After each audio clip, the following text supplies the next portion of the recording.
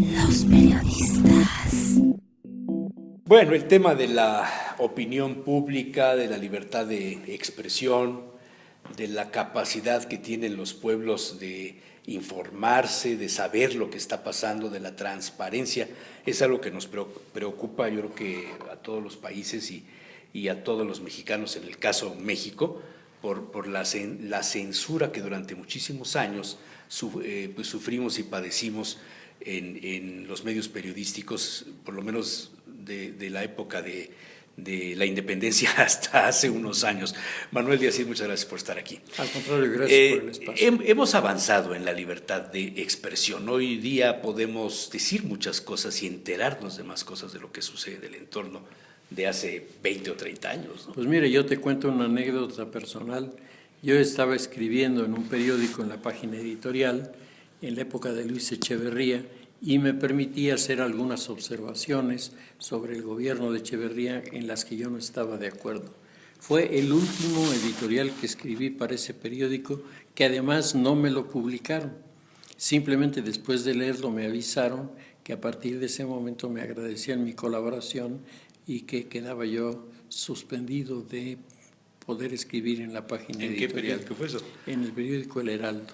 El Heraldo de México. El Heraldo de México. Y lo más curioso, te digo, es que no se publicó y por motivo de la publicación hubo un rechazo. No, simplemente no apareció. No apareció, era una autocensura que tenían los propios dueños de las estaciones para, a juicio de ellos, lo que se pasaba de tono en alguno de los puntos, pues ellos cortaban. Todos hemos padecido, ¿no? Cada uno tendrá su propia anécdota. Yo tengo varias que podré documentar cuando me lo pidan. Tengo varias anécdotas, pero siempre los que nos dedicamos a los medios o los que hacemos uso de los medios para expresar nuestras ideas, estamos sujetos al interés no solo del gobierno en turno, sino al interés de los dueños del medio en el cual estamos colaborando, Manuel. Sí, yo creo que en el área de lo que pudiéramos considerar cierto principio de represión de la libertad, se encuentra una doble alianza que hace que, por un lado, los gobiernos marquen posturas a los medios de comunicación, los gobernantes a los medios de comunicación, y luego viene la interpretación que los dueños de los medios tienen de la instrucción que recibieron y entonces lo aplican, normalmente apretando más las tuercas de lo que los propios representantes del gobierno quisieran. Y esto acaba siempre sacando chispas. Hay muchas anécdotas, me viene a la mente una de Jan González cuando era regente de la ciudad. Algún amigo periodista se presentó a una cita con el profesor y después de la entrevista le dijo: oiga, qué bonito reloj tiene usted, ¿me permite verlo? Y el reportero pues, se quitó su haste, me imagino que sería, o Stilco, vete a saber la marca, y se lo da. Oiga, ¿me lo regala? Y el reportero pues, se quedó asombrado y dice: bueno, no me lo regale, se lo cambio por uno. Y abre el cajón y saca un reloj de mucho dinero, de mucho valor, ¿no? Era una manera de callar, de tener el compromiso a los reporteros, a los directores de los medios, los jefes de redacción, el regalo de los juegos de placas, al encargado del área que cubría el tema relacionado con eso, ¿no? Para que vieran las cosas de otra manera y no como realmente estaban sucediendo, el tema de los convenios publicitarios, claro, y los negocios de los dueños de los medios. Recordemos al coronel García Balseca, Manuel, que no era periodista y se convirtió en un hombre poderoso al construir la cadena García Balseca, claro, con 30 y tantos periódicos. Sí, como un factor político, ¿no? Para incidir en la política nacional con Ávila Camacho. Así es. Toda esta serie de intereses, ahora lo hemos visto con el caso Carmen Aristegui, que afloran de pronto ante la popularidad y el liderazgo en opinión pública que esta periodista ha desarrollado a lo largo de los años y que se ve frenada por el interés o la manera de ver las cosas MBS de los señores Vargas. ha sido un fenómeno que ha tenido repercusiones a nivel internacional, Manuel. Mira, yo creo que es uno de los acontecimientos relacionados con la libertad de expresión que ha calado más hondo en México y ha rebotado en el marco internacional de las redes sociales, de tal manera que en 24 horas comenzaron a aparecer los comentarios, los cuestionamientos, los reclamos, no solamente a nivel de nuestro país, sino a nivel internacional, respecto al modo de manejar la relación con los comunicadores. Y uno tiene que reconocer que personalidades como Carmen Aristegui, al margen de que hay muchas cosas que ella escribe en las que yo no estoy totalmente de acuerdo, pero me parece que ella presentaba sus argumentos, que la parte válida de esta acción de cuestionamiento es hacer pensar a los gobiernos, hacer pensar a los asesores, lo que es una interpretación del comunicador con el pueblo, con la gente con la que platica, con los medios a los que él tiene acceso para conocer la realidad, y de esta manera, en el fondo, los que hacemos crítica de los gobiernos, lejos de ser los grandes adversarios de los gobiernos, nos convertimos y nos debemos convertir en facilitadores de una comprensión de la realidad, por amarga que ésta sea y por difícil que le resulte a los medios de gobierno el aceptarlo. Claro. Pero si, siguiendo una línea que es muy popular, pero a mi modo de ver tiene malos resultados, la represión, el tratar de cerrar la boca de la gente, quitándole el trabajo, sin duda eso, lejos de fortalecer la libertad al interior de la sociedad, favorece, pues hay que pensar nada más en la Italia de Benito Mussolini, la Alemania de Adolfo Hitler y la España de Francisco Franco, para darnos cuenta de cómo... De la censura, del control de los medios. Todo fue cerrado y los comunicadores quedaron expuestos a grandes riesgos. No es el único caso.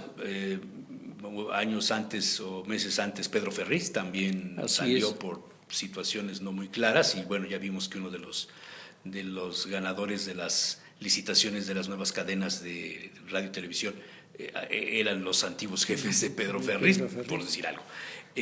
Carmen Aristegui ya antes había tenido problemas, estuvo con Pedro Ferriz, salió del programa de Pedro Ferriz también por algunas diferencias, Solórzano, en fin, ese grupo no es la primera vez, pero los medios se van cerrando y van siendo cómodos a las necesidades de los gobiernos.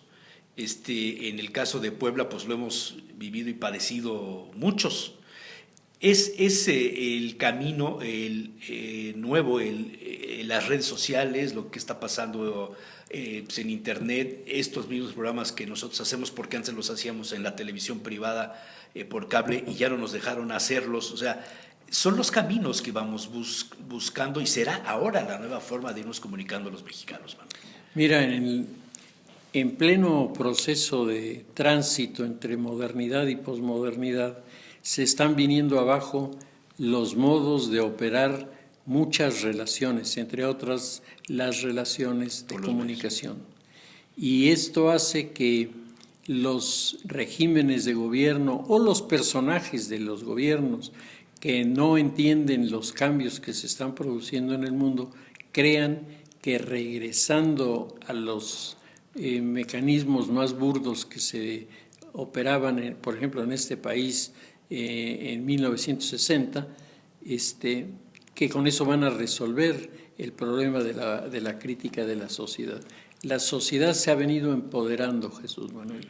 La sociedad ha venido cobrando conciencia de su propia fuerza, y yo creo que si tomas en cuenta los acontecimientos de la llamada primavera del norte de África, tú verás cómo en comunidades que hacía muchos años no reaccionaban frente a los mecanismos de imposición del gobierno, crearon manifestaciones capaces echar abajo esos regímenes. Los temas de los que se habla, por los cuales salió Carmen, ella fue la que revela con dos de sus reporteros el asunto de la Casa Blanca, llamada así la residencia de la esposa de Peña Nieto, uno de los temas.